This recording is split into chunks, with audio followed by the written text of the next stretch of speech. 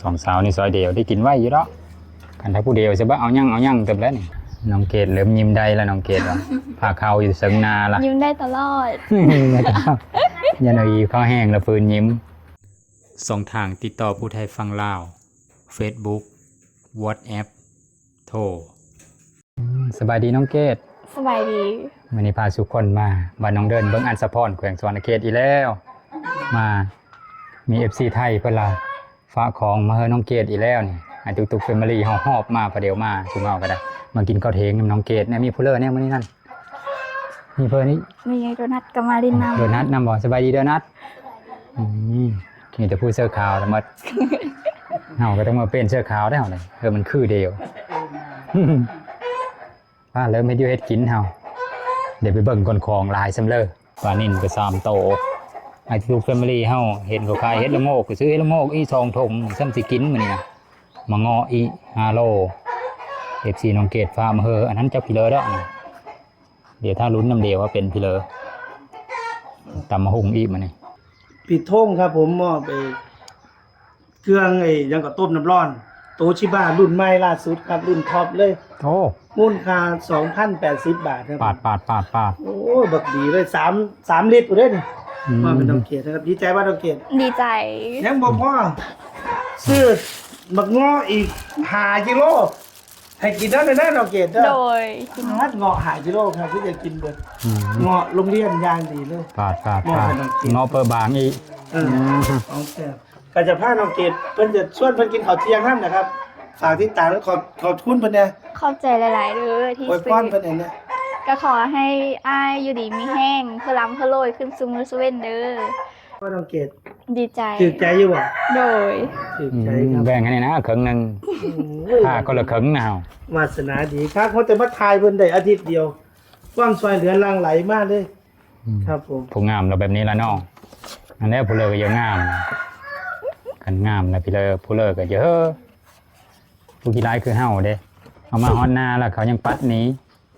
กันถ้าผู้กีฬาย นอกจากพี่โท่งเพิ่นจะมอบกระติกต้มน้ำร้อนให้แล้วครับมูลค่า 2,080 บาทแล้วก็เงาะอีก5กิโลแล้วยังมอบเงินให้อีก1,000 บาทครับผมก็ไปแลกมาได้ 66,000 กีบครับผม 66,000 กีบครับเอาไปใช้ได้ดอก ขอบ เกด ใจ เด้อ หลายๆเด้อ ลบการได้จักมื้อน่ะ แล้วการสองดำหน้าแล้วผมทุกวันถึง จะได้ซอยแม่บ่ ผู้เลองามก็ดอ ครับบ่เป็นไรเอามาแต่งกินใส่กันเนาะมื้อนี้เนาะครับ สาวน้องเดินงามหลายพ่อแม่พี่น้องเอ้ยกำลังติดเทรนด์ตอนนี้กำลังมาแรงสาวน้องเดินนี่แบ่งเดียวเฮ็ดมีเฮ็ดนำให้น้องโดนัทล้างเฮ็ด ปลาแล้วมี น้องเกดล่ะปุ๊บน้องเกดลองมา ปิ้ หุ่ ง งแล้วปุ๊บ 2บ่ ปาดพ่อแม่พี่น้องเอ้ยน้องโดนัทนะฮักแห้งมานี่นะสิเลยเฮ็ดละโงกโอ้ยเป็นแต่แซ่บก็ดอกเบิ่งดีกว่าพ่อพี่น้องนะเฮ็ดละโงกงามมีต่างเดียวกับน้องโดนัทเลยน้องโดนัทก็งามผิวดีน้องโดนัทอายุ14 ปี15เนาะโดนัทเนาะ15 ปีแล้วเด้อน้องอายุ15 ปีแล้วจบม.4 ไปเรียบร้อยปีหน้านี่ก็ขึ้นม.5 แล้วนี่คันถ้าสิได้เห็นต่อเนาะตอนนี้เรายังลุ้นอยู่ว่า FC ล่ะสิฝากเงินมาซื้อรถมอเตอร์ไซค์ให้บ่คันมีมอเตอร์ไซค์ก็น้องก็สิได้เห็นต่อเพราะว่ามองเห็นคันถ้ามอปลายนี่มันไกลจากหมู่บ้านแน่หลายกิโลเติบอยู่คิดว่าน้องเกดไปเอาพักซะเนาะไปทิมขี้เหยอ โดย ทางขี้เหยอได้อยู่พุ่นนะกองอยู่ปุ๊บกำลังเล็งเฮ็ดอยู่เฮ็ดกินกำลังเคยจะเทงตอนนี้นะน้องเกดกำลังโคปลาเห็นเลยกินน้องเกด จะปิ้ง ปิ้ง กิน ปลา กับ กิน ตำมะคุ้ง ปีนี้ได้กินจักเทอแล้วโดนัท ถ้าไม่กินก็เธอ นี่พอดีเลยซะเห็ดละโงก เธอแหลกนะ เธอแรกของปีนี้น้องโดนัทว่า ทาปิ้งแกงเฮ็ดแล้วกัน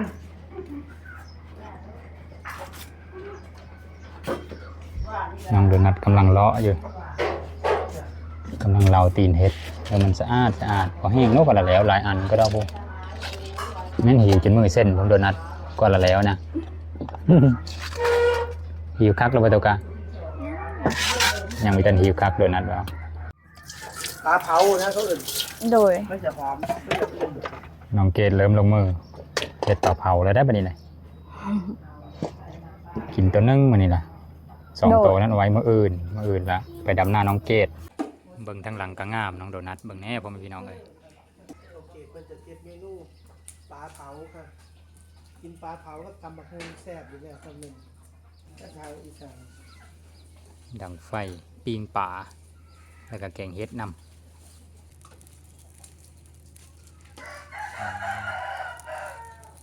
พี่น้องโดนัทงามพ่อแม่พี่น้องนี่โอ้ควันกุมอยู่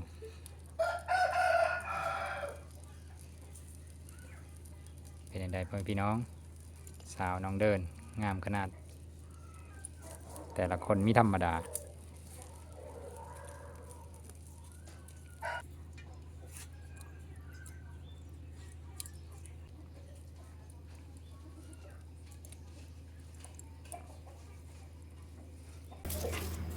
สองสาวนี่ซอยเดียวได้กินไว้อยู่แล้วกันถ้าผู้เดียวจะบ้าเอายั่งเต็มแล้วนี่ ก็สิเรากินเฮ็ดแล้วโอ้สิเกิดเต็มปะมันฮอดท้องบ้าน ฮอตจิตอ่ะ สองสาวผู้ไทยซอยกันเย็น ฟังเราตีนเฮ็ดซอยเดียว น้องโดนัทก็ไปดังไฟละ มันหาซื้อยากแน่ ซื้ออย่างบ่ได้เข้าป่าเลยติ บ่รู้จักไปแล้วก็เฮ็ดแต่ น้องโดนัทก็ขนาดใส่เสื้อแขนสั้นเด้นี่แต่ว่ามื้อนี้มันเอาฝนนี่เนาะจะว่าเห็นละโงกออกเนาะ โดย สนายฝนตกและโดนัท ประ เนาะ มาณ 2-3 มื้อ แต่ละคนเบิ่งมุมเลยก็นะฮักหอยพี่น้องเลย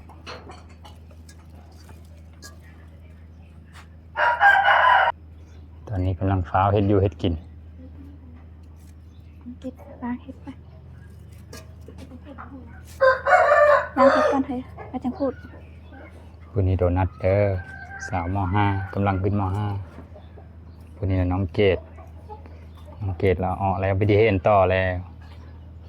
หอนม.4 แล้วก็ออก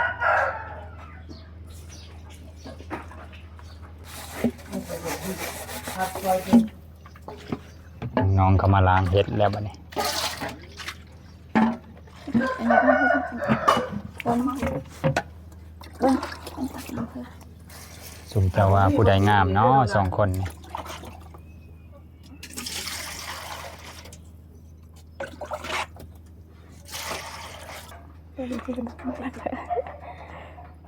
โอ้เลยไปจ้างคน 2,500 ก็ได้หลายเติบเด้อเนาะ โดย เริ่มล้างเฮ็ดแล้วโอ้หลายเติบได้หม้อหนึงบ่ได้นี่ โอ้ ตัว บางหวดหิวข้าวบางหวดคือซอยน้องเกดล่าง แม่นแล้ว12:30แล้วพ่อแม่พี่น้องเอ้ย 12 โมงครึ่งแล้วครับ เห็นผู้สาวงามก็อยากล่างซอยเด้อบัดแต่เก่าไปทายไผบ่เคยล่างจักเทื่อ มันสิได้อยู่ไกลเด้ ถ้าอย่างเดียวบ่ได้อยู่ไกลเด้ ได้มีกิจกรรมร่วมน้ำน้องๆเพิ่นครับ นี่ก็ได้แกะน้ำนอก จะได้กินด้วย แกะบ่ไม่ต้องแกะบ่ บ่ต้องแกะล่างให้ซื่อ เอาขี้ดินออกซื่อเนาะ เอาขี้ดินออกซื่อ ให้สะอาดเด้อยังมาล้ำเฮาแน่ ๆพุ่นน่ะ กินโดยบ่ต้องลังเลแน่นะ แต่ว่าน้องเกดจะงาม อันนี้เฮ็ดล้างงามไปดิ ใกล้เด้อเพิ่น เราล้างงามไปดิล่ะมนต์ไปมนต์มาบ่แห้ง ครับเฮ็ดมุมใดก็งามต้องเกตต้องโดนนัด สิเลอร์งามมาดีบ่สิเลอร์นี่งามมาดี มันต้องเดินบ่ต้องไปไสละเฮาไปทายแต่หาทายแต่ผู้สาวมันต้องเดินนี่ก็พอแหละ FC อยากเห็นหลายๆก็บอกมาเด้ออยากให้ไปทายผู้ใดซอยเหลือน้องนำแห่งดีครับน้องจะได้มีกำลังใจยิ้มให้เบิ่ง น้องเกดเริ่มหิวข้าวแล้วพี่น้องเอ้ยเริ่มจับมาหุ่งไม่มีแห้งละ คือบ้านเขาเนี่ยเพิ่นแต่งกินแล้วดำหน้าแล้วก็มีแซ่บครับมาลองเบิ่งเด้อแต่ผู้ใด ยังหลายถ้าบ่ดำหน้านะน้องเกด ยังคือหนึง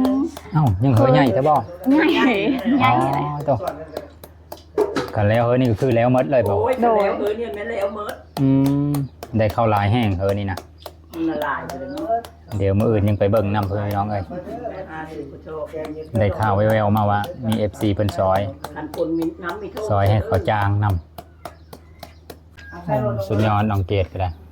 เบิ่งมุมเลยก็งามเพิ่นพี่น้องเอ้ยเฉพาะ FC เพิ่นยังหลายคนขอเฟซนะให้เพิ่นก็ว่ามีเฮ้ยยันเขาจีบยันก็เอาไปเฮ็ดแม่ว่ะเพิ่นยังมีแฟน โน้ ยังหาเงินก้อนน้องเกดว่ะ FC ผู้เลิกขอเฟซมากะยังมีได้เด้อตอนนี้เด้อผู้ที่เป็นฮับเอานั่นกะจักจะคนบุน้องเกดตอนนั้นนะตอนแรกๆนะ ได้กระทักลิ้นน้ำกันซื้อๆก็ได้ โอ้ทางดินนำกันซื้อได้ โดย แน่ วอลลิ้นน้ำกัน ตอนนี้อย่าจีบไปซื้อละอย่าจีบมาเป็นเม่แล้วยังมีพร้อมบ่ตอนนี้ โดยยังมีพร้อมเพราะว่าเขาเยอะเฮ็ดเวิหาเงินซอยเมก่อน อื โอ้ ม ยพ่อแม่ยังจุดลาย แสดงว่ามีผู้ขอ Facebook ก็เฮอได้บ่ โดยก็คือได้แต่ว่าทักวอลลิ้นมาเลยวอลลิ้นน้ำกันได้ อืมกันถ้าว่ามาทักดินธรรมดาว่าดินว่าโหน้ำเดียวว่าเนื้อโฮอร์โมนก็ได้ โดย ไอ้ไม่ได้รังเกตเด้อนั่นน่ะ แบ่งนาทีเดียวเฮ็ดนี่กัน ยังซาพอซุมเฮามากแล้วก็จะเทงเลยเด้ มันก็เลยโดนเนี่ยไปเลยก็ได้ ให้น้องโดนัทซิมเบิ่งดูครับ หากเอาลงน้องโดนัทยันเบอร์ป่ะ บ่เบอร์น้องโดนัทบ่เบอร์เด้ออ่ะ แซ่บบ่เอาตักเลยสิแล้วมันเดือดได้หน่อย ผู้นั้นอยู่เคอพัดลมฮ้อนแห้งนะผู้นั้น น้องผู้นั้นไปนั่งเคอพัดลมแล้วล่ะพัดลมเยอะ FC เป็นเสือซ้ำสีเย็นบัดนี้กลางเว้นก็อ้อเนาะกลางคืนก็เฮาบ่นอนน้องเกดก็มีแฟนแล้วบัดนี้มีแฟนผู้ใหญ่ที่มีต้องสูงพุ่นน่ะขาวๆคือเดียวพุ่น เกงก็เรียกแล้วครับน้องโดนัท ถ้ามีน้ำไป ปิ้ง กิน ป ได้ ลาเผาเฮ็ดปลาเผาครับ ปลาเผาต่อบัดนี้น้องเกดตำมะฮุ่มไปพร้อมๆเดียวเลย น้องโดนัทยังจังเหอหน้านั่นยังลายแต่บ่ ยังประมาณ8-9คนนี่แหละ โอ้8 9เหอผู้8 9หายยังลายอยู่เด้อน้องโดนัทเด้อผู้ใดใจดีก็มาซอยน้องโดนัทได้เด้อซุมื้อนี่ก็ดำอยู่บ่ นี่น่ะดำเขาก็ได้ของเพื่อนน้ำมืด อ๋อหาก็ได้2เหอน้ำมดก่อน ก็เลยเฮามาหากินข้าวน้ำเดียวกับน้องเกิดน้องเกด หิวข้าวแล้วเริ่มมาพิษมาเถือกแล้วพี่น้องเลย ฮ้อนครับน้องโดนัทเนาะ น้องโดนัทว่าคนละสิสุกก่อนปลากัน เบิ่งแน่ ตัวนั้น หุ่นงามปานนี้จะไปทำงานแต่น้อยนะครับให้เรียนซะก่อนเนาะโดนัทเนาะ โดน อืม อันนี้ก็ ให้เรียนจบม .7 ซะก่อน มีคนส่งให้เห็นไปเห็นต่อโดนัทว่าอันถ้าบ่มีคนส่งก็ผู้เลยฮอดกรุงเทพผู้เลยน้องโดนัทอายุ15 ปีแล้วกำลังงามกำลังเป็นตาฮักตาแพง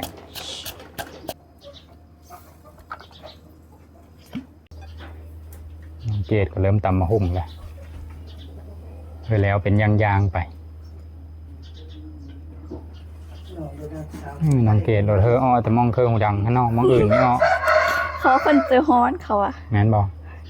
ไหนนึง ไม่นะ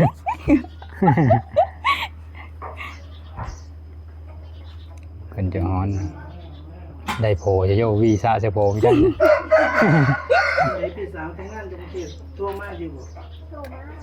บ่ จะโทรมา นี่อยู่บ่ เพื่อนเห็นคลิปแล้วก็โทรมาบอก บ่ นั่ง เป็นว่าจังได๋ เพื่อน น้องโดนัทจะเรียนเพิ่นให้เรียนอยู่บ่ล่ะ เพื่อนมาเด็กกัน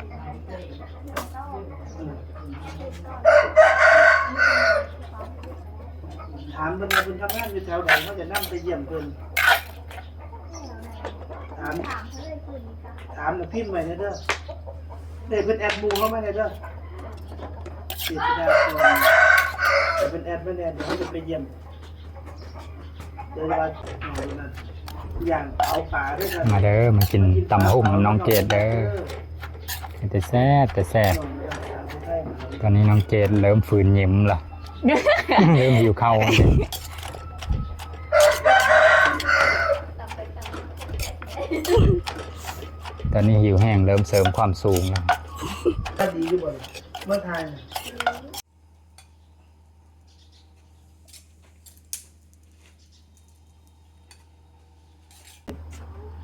ส่วนน่ะ มากินต่อมาคุณมากันเด้อ โอ้โหผู้ใดคือมางามแท้คือสิมีแฟนเป็นกอง แฟนคลับ แฟนคลับ หรือแฟนครับ แฟนคลับเริ่มหลายแล้วนี่เริ่มตักแกงแล้วเด้อ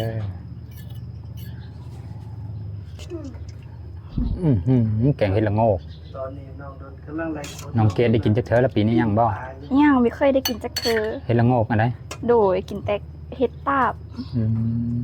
เห็ดตาบเห็ดอย่างอื่นแล้วได้กินเห็ดฮูโนเห็ดไปเลยเว้ยกระตุ้นก็ได้กิน ยังแต่เห็ดอันนี้เห็ดละโงกนี่น้องเกดยังไม่ทันได้กินจักเธอตั้งแต่เกิดมาบ่น้องเกด โดย ได้ ให้ สัก ตัก ตัวแล้วเมื่อกี้โอ้ ตักให้อ้ายหรอก เฮาเลยต้องถ้วยหนึงเลยเด้เฮาผู้เดียวเฮามา โอ้ เฮ็ด กินหลายแท้กินผู้เดียวถ้วยหนึงโลด คนมา จงให้ค่อยได้ดอกหนึง เมื่อนั้นก็เขาเฮ็ดตาบกับจัดไป2ถ้วยครับย่ามใดจะออกอีกล่ะเฮ็ดเด้อย จะได้มากิน ยันดำหน้าแล้วเนาะเห็ดตาบออกอีก เดือน7เดือน8เพิ่นว่า ตอนนี้ก็เดินย้อนเดิน เดือน แปด 8 ตอนนี้กำลังไลฟ์สดน้องเกดอยู่นะครับ สาวผู้ไทยเมืองอัสสพรเด้อครับกำลังตากอยู่ค เป็ รั น บ แต่แซ่บน้องๆก็ คุณนะ แกงเห็ดละโงกก็ได้มาเด้อมากินแกงเห็ดน้ำเดียวอยู่บ้านน้องเดินเมืองอัศพรแขวงสุวรรณเขตก็แล้วนี่สาวผู้ไทยน่าฮักทั้งหมด น้องนัทสาวผู้ไทย เบิ่งมุมเลยก็เป็นตะแพงพ่อแม่พี่น้องเอ้ย เพิ่นก็จะเอาหม้อหาบ่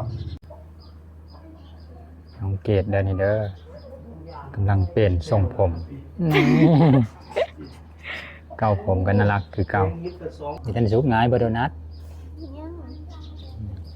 ยัง เคยสุกคักๆเลยเนาะมาทางในมันแดงๆอยู่เชียวซุมเจ้านัดเดียวมาบ่น้องสุดขาวน่ะ ใส่มาคู่กันเองเลยบ่คู่ว่าสิใส่สี ตอนนี้ก็รอดแต่ไอ้ มาจะเอกันสุเบิ้ล รอ ก็ ด ได้ แต่ไอ้ปลาผังข่าวละบ่าย3ล่ะเอ้ยมันก็บ่ายโมงนะครับ 13 นาฬิกา อยู่ลาวเพิ่นก็เอิ้นโมงหนึงบ่ต้องเก็บ บ่ายโมงนะ โมงหนึ เดิ ง นบ่ายโมงนึงแล้วนี่13 นาฬิกานี่ พี่ครับเพิ่นจะได้กินบักเงาะแซ่บบ่น้องเกด มี FC ให้มาถ่ายน้องเกดอยู่ได้คอมเมนต์อยู่ไปถ่ายน้องเกดอีแน่อยากเบิ่งอีแล้วอ่ะ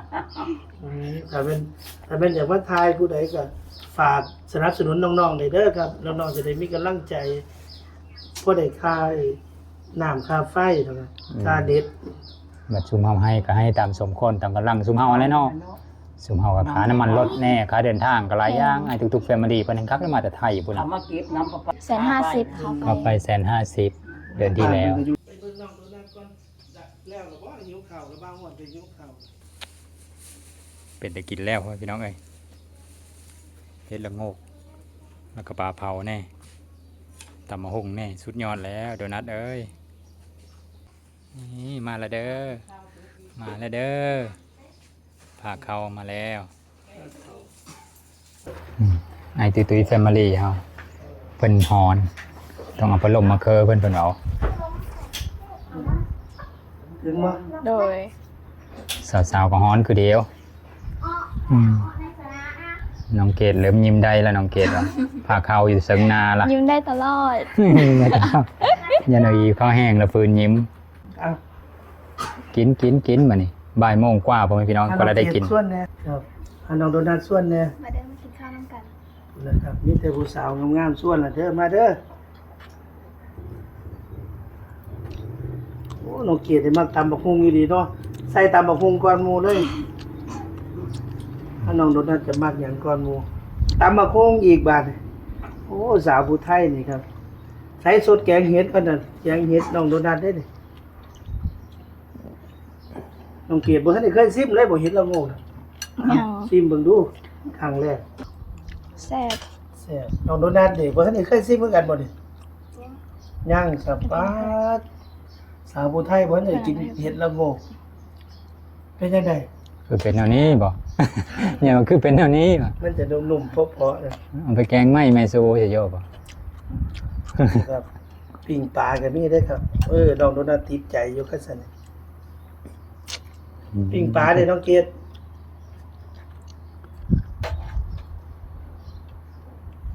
เกดว่าโอ้ยกินสมอยากปากสมเขียดแล้วมานี่ ครับผมจะขออนุญาตชิมกับ แซ่บ น้อง ๆ ๆ ก็ ก่อน ได้ นะครับ เดี๋ยวจะมีไอ้นั่นอีกเด้อ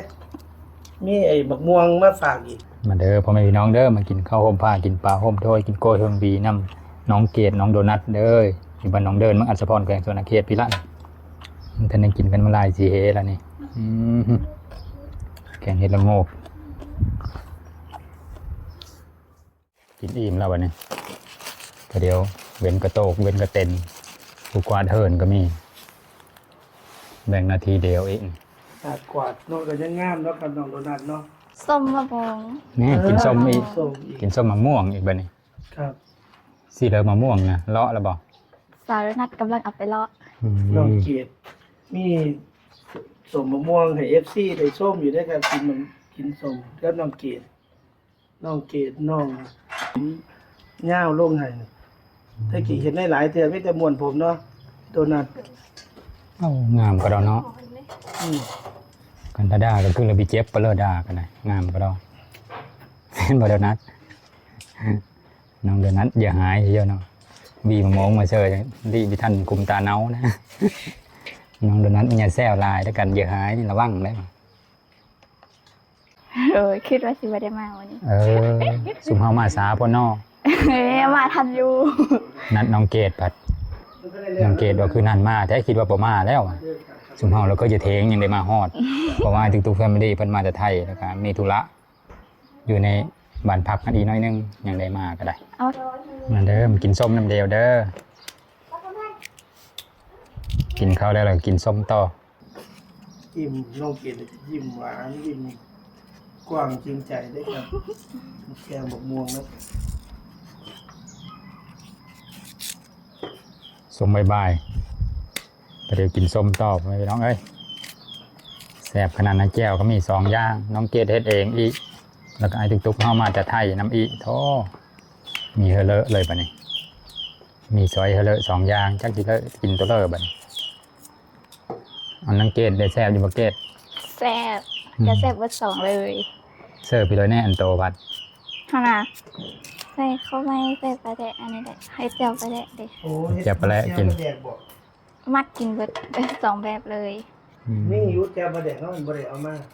เดี๋ยวมื้อหน้าเดี๋ยวแก้วบะแดก ตุกๆนั่นน่ะเอาน้ำปลาหวานมาโดนัทได้มักกี่ได้มัก มักเบิด มักหมดเอา มักเบิด กินง่ายเนาะ ประเภทเขามีต้นในเขาออกน้ำมั่งมันโกยทำไม อืม ซุมื้อนี่ล่ะเพิ่นนี่เอาตอนเฮาเนาะ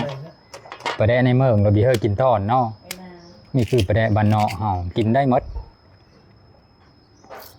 สิฮอดตอนพุ่นแหละปลาแดะบ้านเฮา แต่ห้าวที่ต่ำมาหุ้มเงินป่าตัวใหญ่ๆเนาะ แม่นล่ะ เอาซึ่งแล้วก็มดที่ต่ำมาหุ้มมันจะที่ต้นก็ได้ แน่มาตำมะฮุงก็สิกินตอนปลาแดะแห่งหลายคนนะแห่งคักมาหุ้มเพิ่นน้อยเดียวนึง4-5 คนกินนี่แห่งคักล่ะสิกินตอนมันน้องเกดเคยอยู่บ่สิกินปลาแดะนะ ไม่เคยกินตอน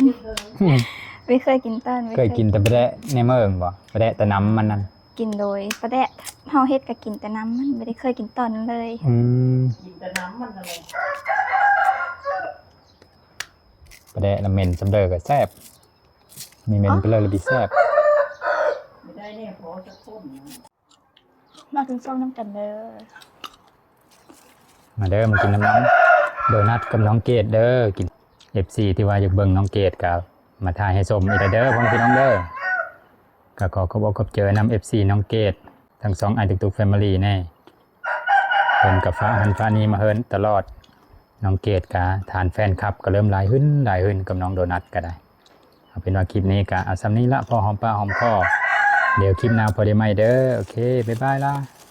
เดี๋ยวเจอเดี๋ยวไม่บาย